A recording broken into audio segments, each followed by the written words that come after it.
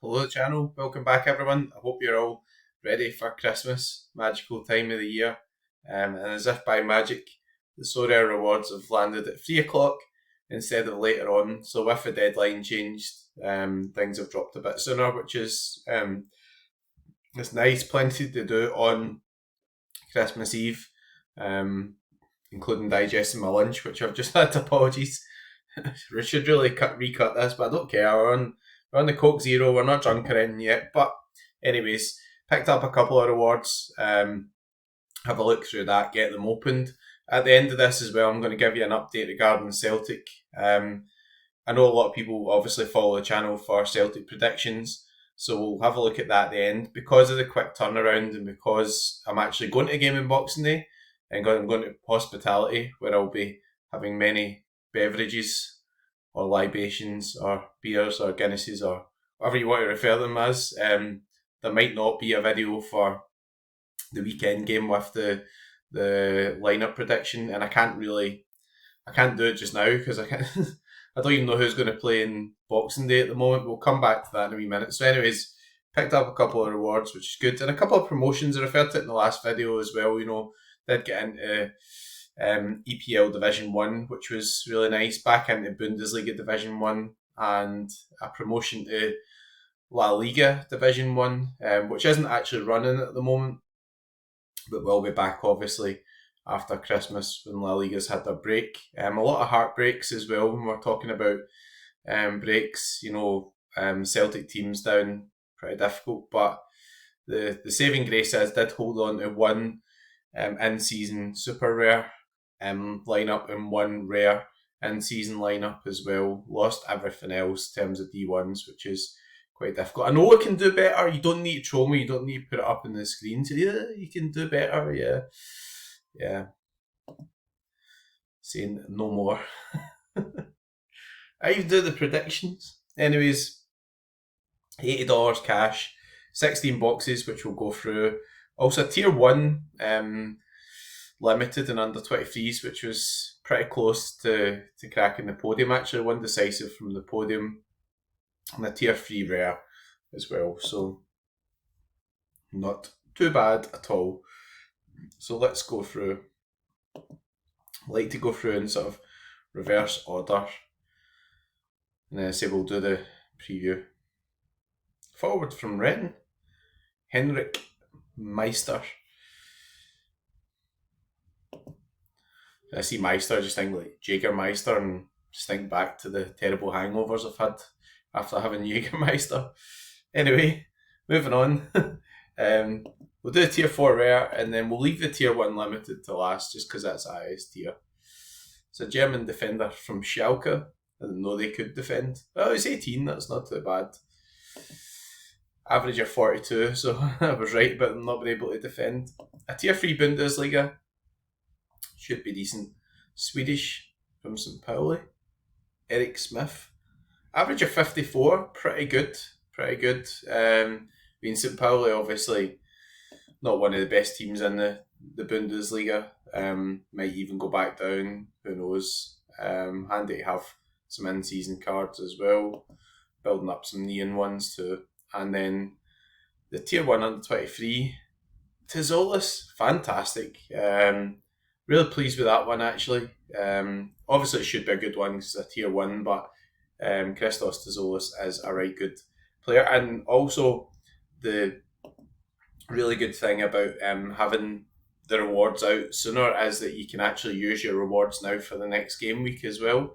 Because we've got the next game week deadline is going to be on Boxing Day at 12 o'clock UK time. I think that's might be 1 o'clock European time. I'm not sure about daylight savings time and all that sort of stuff differences, but I think it's 12 noon. So, anyways, let's get these boxes opened as well. I really want some market credits because I want to keep rolling them over. So, Essence. You see now you can actually check on your Essence and see where it came from. You can click on the info tab, which is quite good. Maybe I'll do another rip at tier 3 plus for limited for the channel again. Do like to build it up just a wee bit. There's a lot of garbage in the tier 4s and tier 5s and everything, so tier 3 seems to be a reasonable level to go to. Hang on, what's happening here? Yeah, it's my Christmas reward box that I got today. I haven't gone quite as mad as like pranks, etc., and buying hundreds of champion cards. Like, yeah, just didn't really feel like buying them, to be honest. Like, it's just one of those things, eh? Like, sometimes you get the impulse to buy 10 limited essence, that's a bit better. And sometimes you just get right in amongst some of these promotions and you just think, oh, that's great. And sometimes you just want to chill a bit. So, there we go. 4-star box. We won't get up to 100 today, that's a shame, but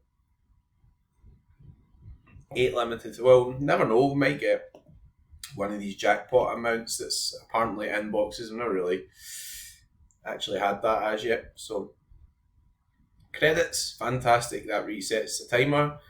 £3.98, so we'll have another 30 days. I wonder when the early access cards and everything are going to come out. You know, obviously MLS be coming back February-ish, so yeah, I mean, credit's not really a million miles off being valid for that type of action as well.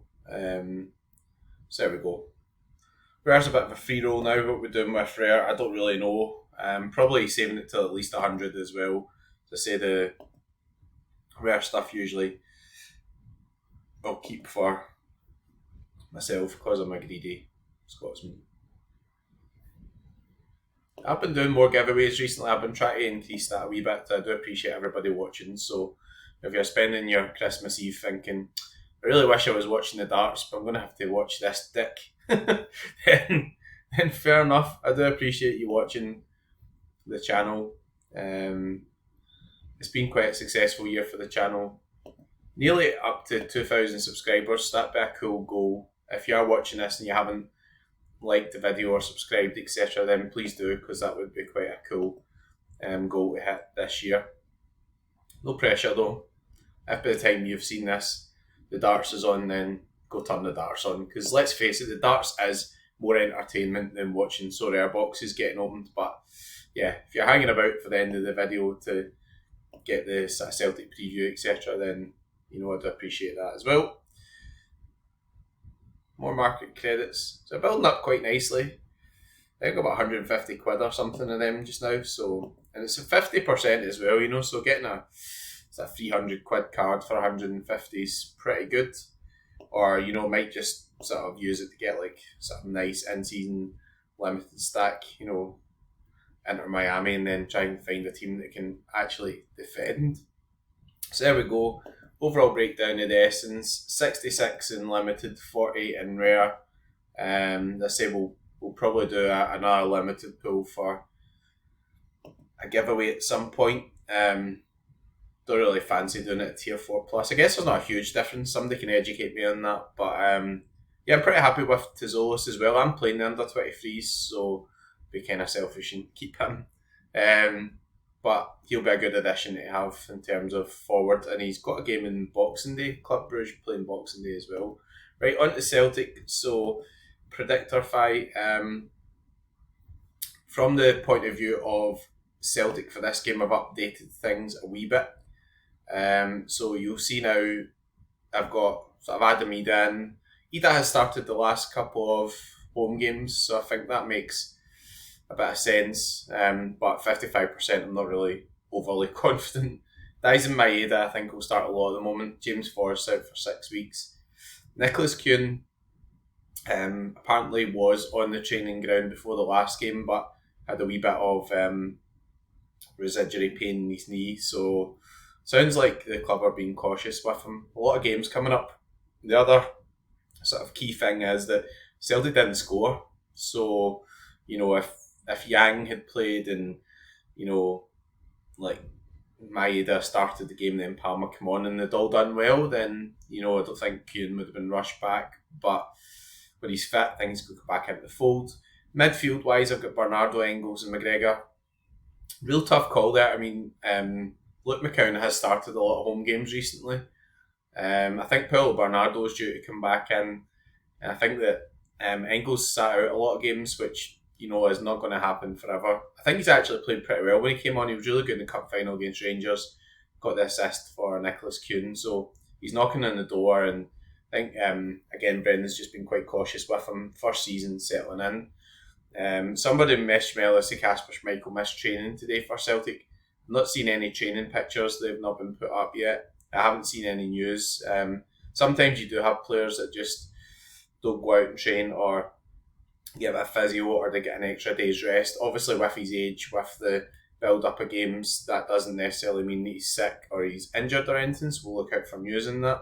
Defence wise, I've literally no idea who's going to start for defence. Like, really, really difficult, but I'll explain my reasoning anyway. Alex Valley, I think, more likely to come back in for a home game. Taylor's been playing a run of games and he can't start every game. Celtic play on the 26th, play on the 29th, and then they play against Rangers away on the 2nd of January, and then they play again the 5th. So there's just loads and loads of games. Scales and Welsh done pretty well against Dundee United, but really weren't tested at all. Stephen Welsh I don't rate like in the slightest. Liam Scales has started a few of the home games recently, so it's a real interesting one, but I don't know if Trusty and Vickers are over their flu or their illness. That's difficult bit. And Alistair Johnson have got back in over Ralston. I think that he was pretty close to making the game against Dundee United, and I think he's been left out with a view to being cautious ahead of this run of games. Ralston could start as well, hence the percentages. So I know that might not be ultra helpful, but this is still Christmas Eve. The game's not until Boxing Day. The deadline's not until Boxing Day, so big thank you to Sorare for that. Well, mainly for JobZNT for actually making that suggestion, but for Sorare for actually listening, because credit where credit's due. That is a good decision. There's no games on. The later deadline definitely helps. We've got a later deadline in the plans for January for the last rounds of the sort of Champions League and everything as well, which again I think is a really, really good move. I just think it's a proper clever move because you've got a late deadline, you've got teams who are already qualified.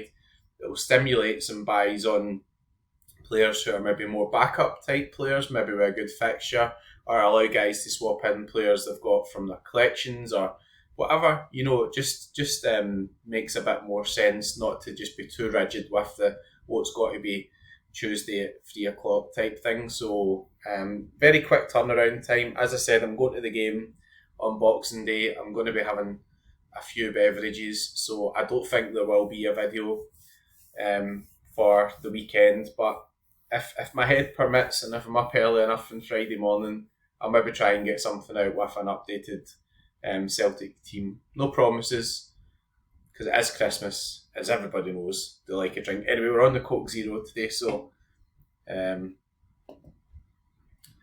don't want any slaggings on that either. On that note, we'll end. It's near Christmas. Good luck everyone for your box openings tomorrow. Hope you all enjoy with your families. I hope everyone's keeping well. I know it's not always a joyful time for everyone. Sometimes things happen. Family members are ill. Sometimes people have passed away. Sometimes you remember people who were here before and you know they're not here for this Christmas. But do your best to enjoy it. Thanks again for watching the channel, and we'll see you again soon. If you're playing this week and you're running a Celtic stack, good luck. You might need it, and go fuck